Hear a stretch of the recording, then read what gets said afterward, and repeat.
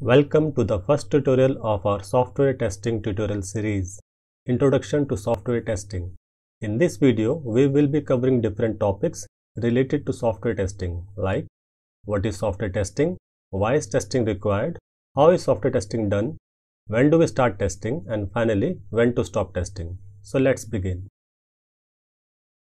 Before starting with the technical definition of testing, I will first introduce you to the need of software testing. As we all know that human beings are prone to mistakes because of various factors like inattention, incorrect assumptions, carelessness, and inadequate knowledge of the system.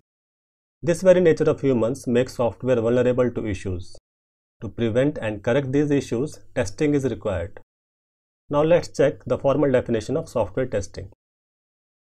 Software testing is the process of evaluating a system with the intent of finding bugs. It is performed to check if a system satisfies its requirement.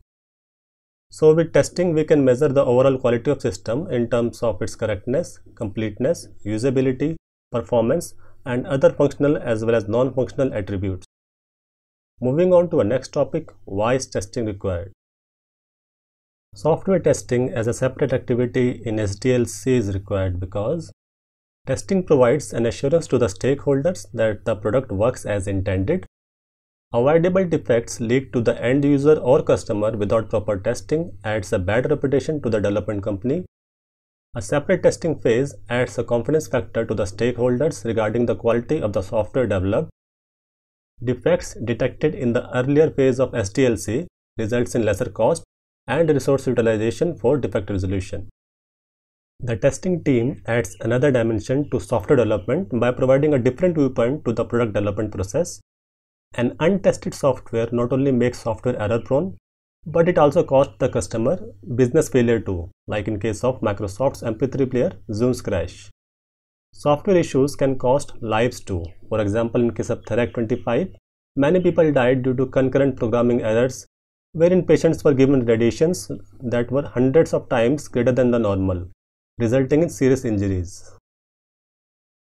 These were some of the points emphasizing the need of software testing. Now let's move to the next topic, how is software testing done? Software testing can be done both manually as well as using automation tools.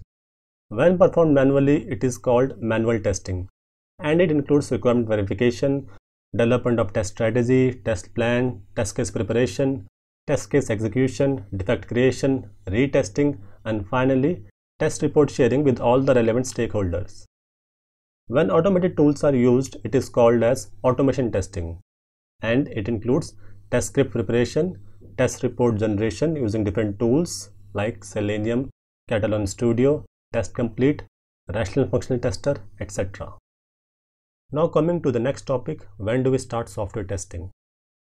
Depending on the software development lifecycle or SDLC model selected, the testing activities can be performed in the different phases of SDLC. We will be studying in detail the different SDLC models in our next video. For now, let's focus only on the testing phase. So traditionally, software testing was only done when some part of software used to get built. But testing can or rather should be started even before a single line of code is written. An early start to testing can reduce the cost and time to rework and produce bug-free softwares. It can be done in parallel with development phase also, like in case of Weave model, where development and testing activities are integrated with each other. Moving on to the next and final topic of this video, when to stop testing. This question, when to stop testing or how much testing is enough, is very tricky to answer, as we can never be sure that the system is 100% bug-free. But still, there are some markers that help us in determining the closure of testing phase. These are as follows. Sufficient pass percentage.